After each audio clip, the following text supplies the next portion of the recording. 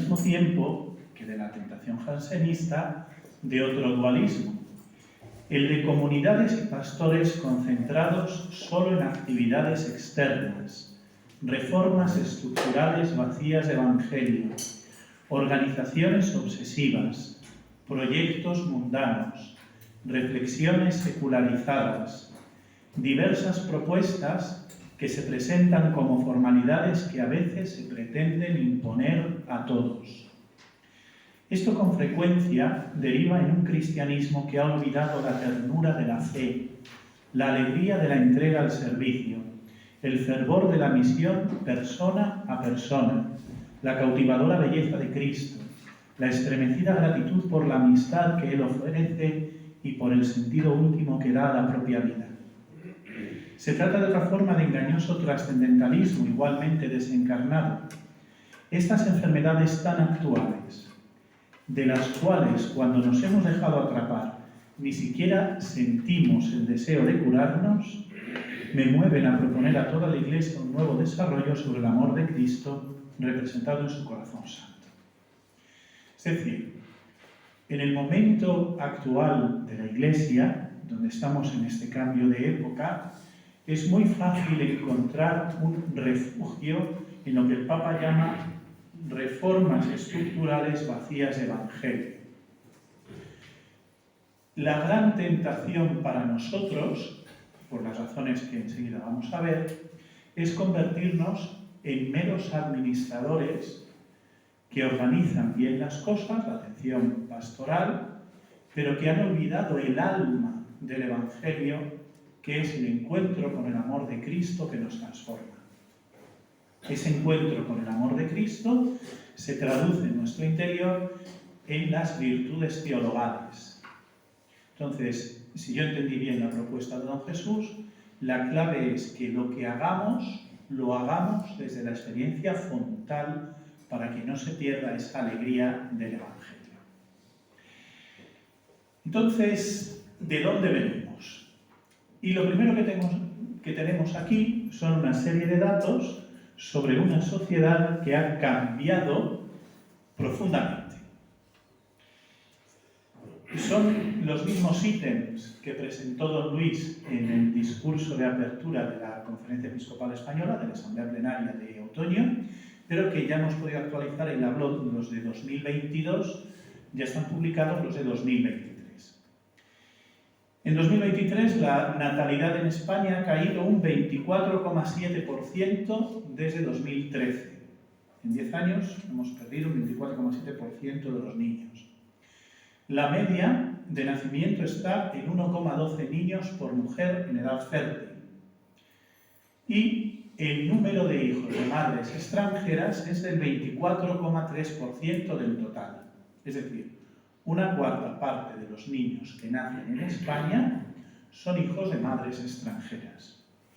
Y no se cuentan entre estos los hijos de madres extranjeras que ya han conseguido la nacionalidad española, porque lo han conseguido por arraigo, porque han justificado que su abuelo era español, o porque ya son hijos de segunda generación.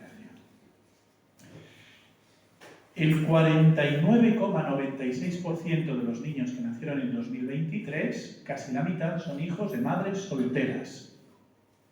No quiere decir madre soltera que no tengan pareja estable, quiere decir que son hijos de madres que no están unidos en contrato matrimonial, aunque sea civil, con los padres de los niños. Se notificaron al Ministerio de Sanidad 103.097 abortos, interrupciones voluntarias del embarazo. Como sabéis, esto se calcula por los abortos quirúrgicos, porque es muy difícil de hacer una ponderación respecto de los abortos por medios farmacológicos, sea por la llamada píldora del día después o por el dispositivo intrauterino. Estos dos mecanismos, como sabéis, dependiendo de si se ha producido o no la fecundación, son considerados anticonceptivos o abortivos. Es decir, que el número real de abortos es más alto. El porcentaje de bautismos respecto de nacimientos es de 47,5%. Es decir, ya son más los niños que nacen que la gente que se bautiza. Tened en cuenta que el dato de bautismos no se saca solo del bautismo de infantes. Aquí se incluye también el bautismo de adultos.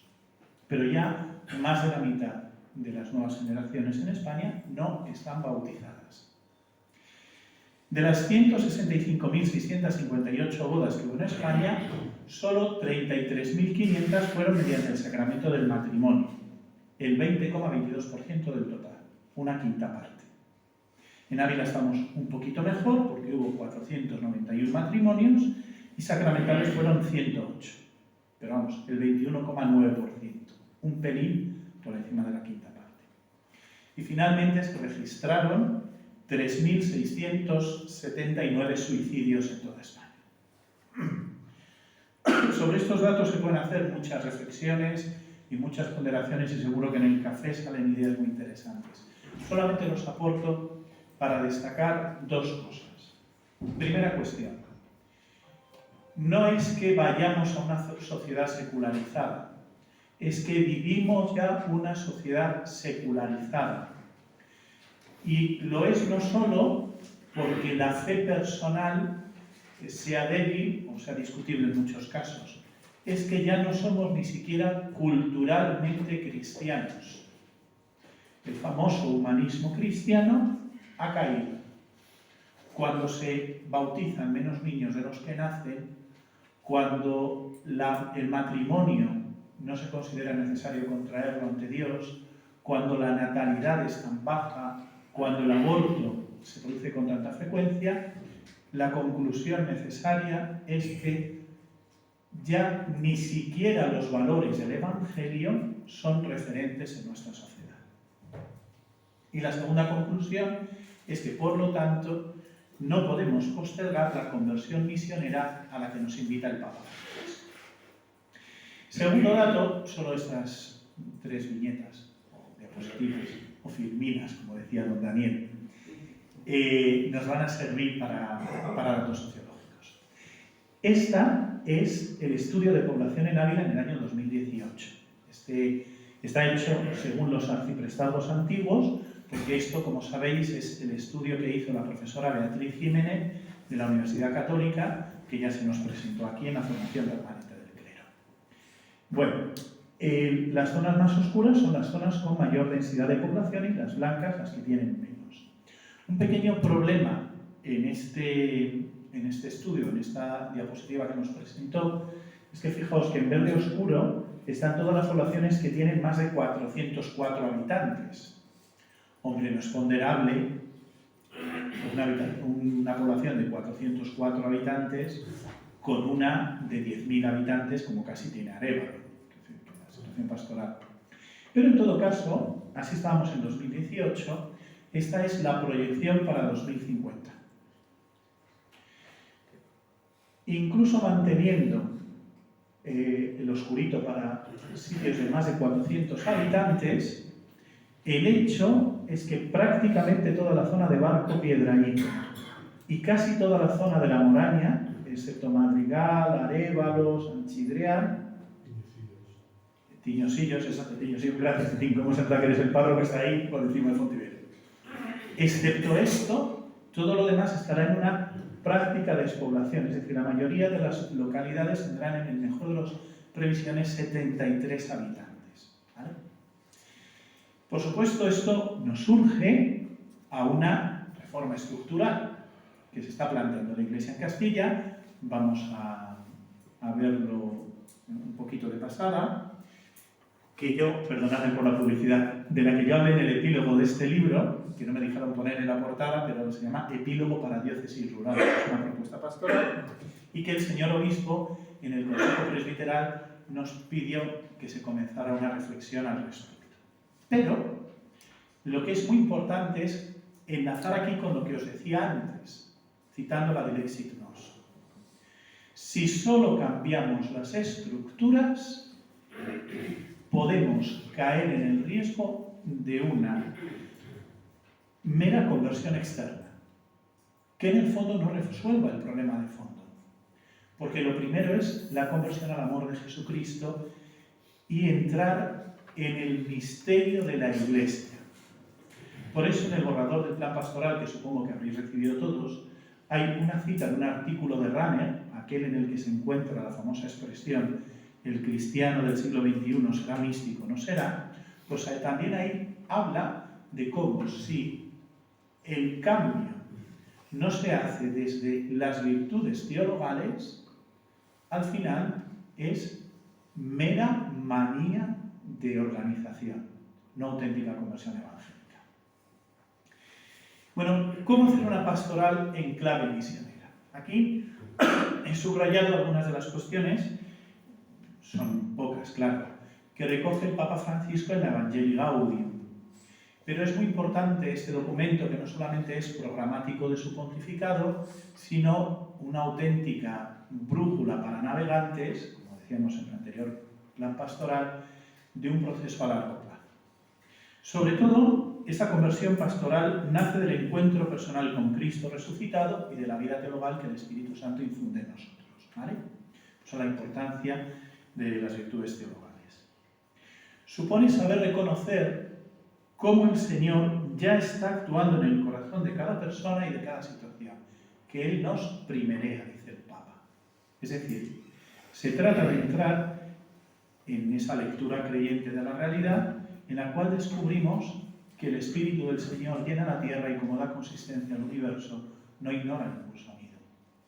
Nosotros no vamos a presentar a un ausente, sino que la Iglesia tiene la misión de hacer patente la presencia del resucitado, que ya sale al encuentro de cada ser humano y de cuya providencia no se le ha escapado la historia. Todo lo que sucede, sucede por una razón. Es muy importante que el sujeto evangelizador es la Iglesia en su conjunto. El sujeto evangelizador propiamente es el Espíritu Santo, que actúa a través de la Iglesia, misterio de comunión en el Espíritu.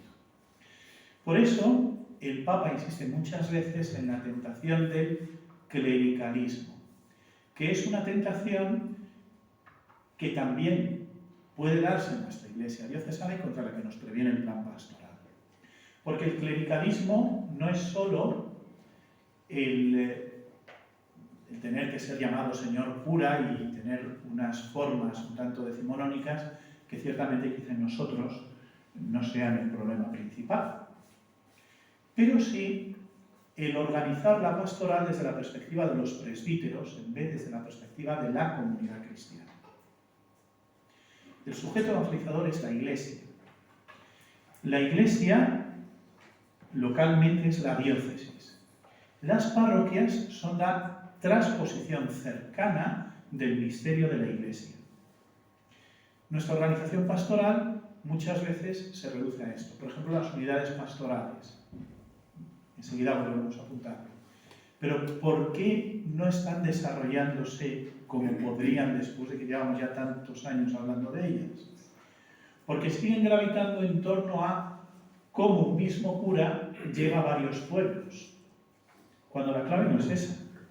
La clave es cómo los cristianos que están presentes en diversos pueblos, antiguas parroquias, se comprenden a sí mismos como una única comunidad evangelizadora que anuncia el Evangelio, que celebra, que es testimonio de la caridad de Cristo en el mundo.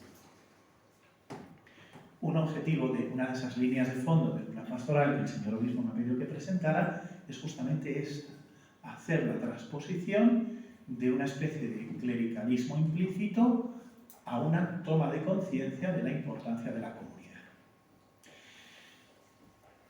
La Iglesia que evangeliza se involucra, acompaña, fructifica, festeja. Esto que habla el Papa tiene mucho que ver. Fijaos, ¿cuál es la tentación? Si nosotros tenemos que pensar en cómo atender toda esta zona blanca, enseguida nos viene la imagen de misioneros itinerantes. En la antigüedad se llamaban periodeutas. Imágenes de misioneros itinerantes, pero ¿cuál es el riesgo? Olvidar que la presencia de la Iglesia es una presencia conforme al paradigma de la encarnación y por lo tanto, como dice el Papa, se involucra. No podemos asistir al pueblo santo de Dios, por pequeño que sea o por reducido que sea en unas localidades, como lo hacen esos profesores de escuelas rurales que van, dan su clase y se vuelven. Porque eso no es involucrarse con el pueblo de Dios, ni responde al principio de la encarnación. Una cosa es que ya no podamos estar presentes, como cuando todo el pueblo era comunidad cristiana, porque prácticamente todo el mundo estaba bautizado, y como cuando el cura vivía en casi todos los pueblos, y otra muy distinta es considerarnos a nosotros mismos como una especie de directores de sucursal que organizan, pero se quedan en una cómoda distancia. El Papa nos invita, en esa conversión pastoral, a identificar lo nuclear en la jerarquía de verdades y de normas y saber establecer puentes desde ellas y hacia ellas. Nuestras normas, por no entrar en la cuestión de dogmas, que también habría que darlo, pero nuestras normas, todos los directorios. Primera cuestión, ¿son puentes o fronteras? ¿Facilitan el encuentro con Cristo o lo dificultan? ¿Lo hacen adecuadamente en un contexto de una sociedad que cada vez tiene menos criterios evangélicos? El otro día se acercó a la parroquia una señora cuyo hijo ya lleva 3 años de catequesis, no está bautizado, para recibir el bautismo, es la propuesta en la vigilia pascual, pero como la fecha le viene mal a la señora, preguntó, ¿y no puede primero comulgar y luego recibir el bautismo? Y esta señora lleva 3 años, porque nosotros en el itinerario de catequesis, siguiendo las indicaciones de la delegación y del directorio, hacemos un itinerario también con los padres. Y en 3 años de trabajo, todavía esa cosa tan básica no está clara.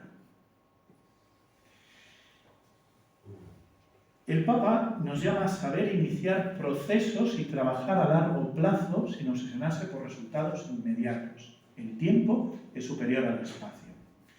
Nosotros tendemos, porque es muy humano, a ocupar espacios, a hacer actividades puntuales, a resolver enseguida. Pero nos cuesta más establecer procesos. Esto mismo, es decir, pues mira, yo tengo que reconocer que después de 3 años trabajando con esta señora, vamos muy lentos. Pero claro, intentar meterle con calzador desde el principio lo que no ha comprendido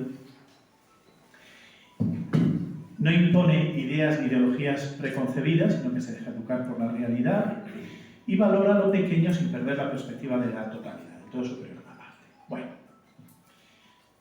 ¿de dónde venimos?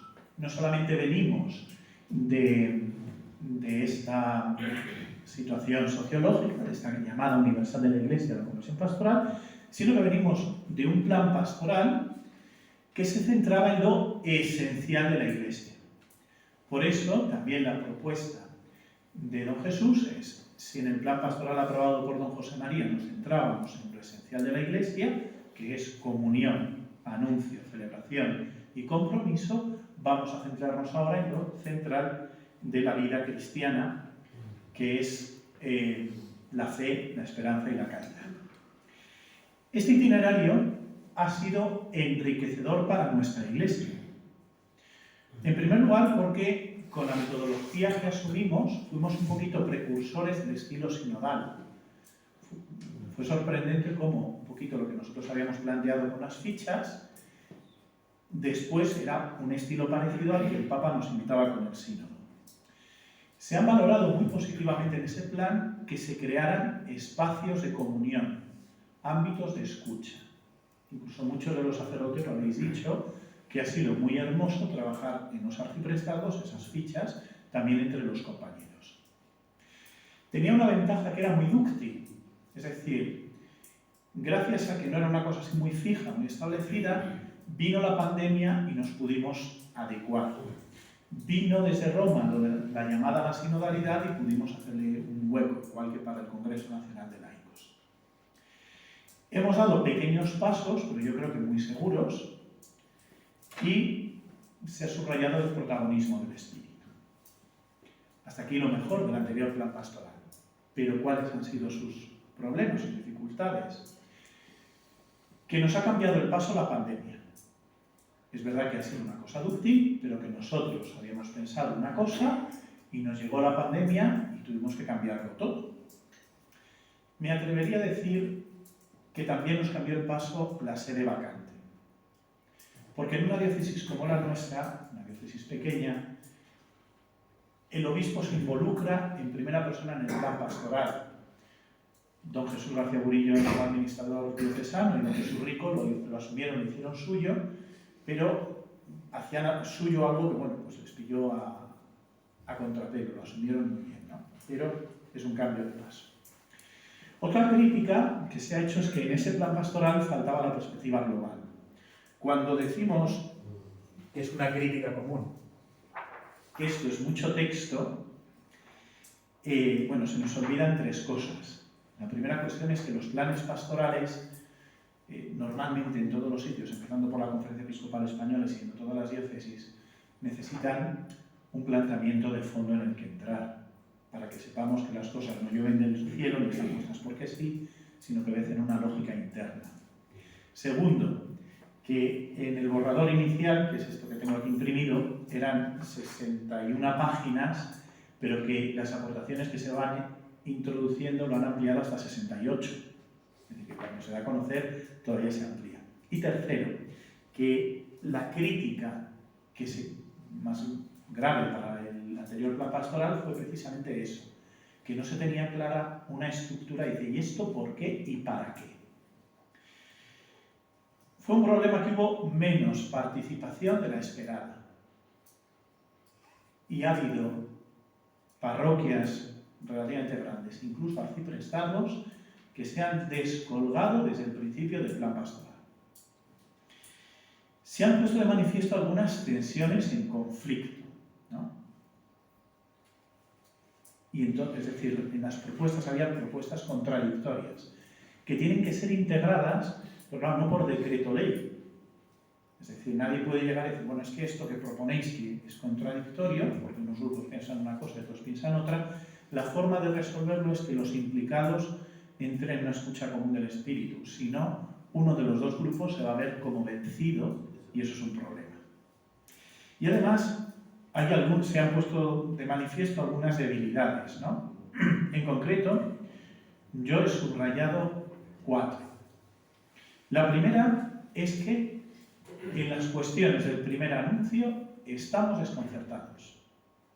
El año que se dedicó al anuncio y que se pidió que se reflexionara sobre cómo nos acercamos a los alejados fue el año que tiene menos propuestas. Y las propuestas es pues, los grupos que ya conocemos, que si cursillos de cristiandad, que si la presentación carismática en el itinerario catecumenal, pero hay menos propuestas, es una fragilidad. Segundo, que hay algunas instituciones importantes para la vida de la Iglesia que no aparecen en las respuestas recibidas o de forma marginal. No hay ninguna alusión al Instituto Superior de Ciencias Religiosas, cuando se supone que es una herramienta muy importante para la formación del laicano. Y solo hay un par de alusiones a Cáritas. Y dedicamos todo un año al compromiso. Algo nos está pasando cuando el pueblo de Dios más involucrado que responde al plan pastoral no entiende esas instituciones, esas cosas diocesanas como propias o como algo enriquecedor para ese momento concreto. Además hay un profundo desconocimiento de la diócesis a nivel sobre todo de organización, ¿no? Porque cuando se hablaba de la implicación de la mujer en la Iglesia y en algún momento también con motivo del sínodo se hablaba de las mujeres de nuestra diócesis que tienen responsabilidades, ciertamente podrían ser más, pero de momento son las que son, es decir, no es una realidad inexistente. Era desconocido por la mayoría. Y luego hay una cosa más, pero he dicho 4 cosas, sé que me dejo la cuarta, pero es que me lo dejo. para esta Filipina. El plan pastoral anterior tiene continuidad, es decir, el que ahora presentamos asume el trabajo que se hizo.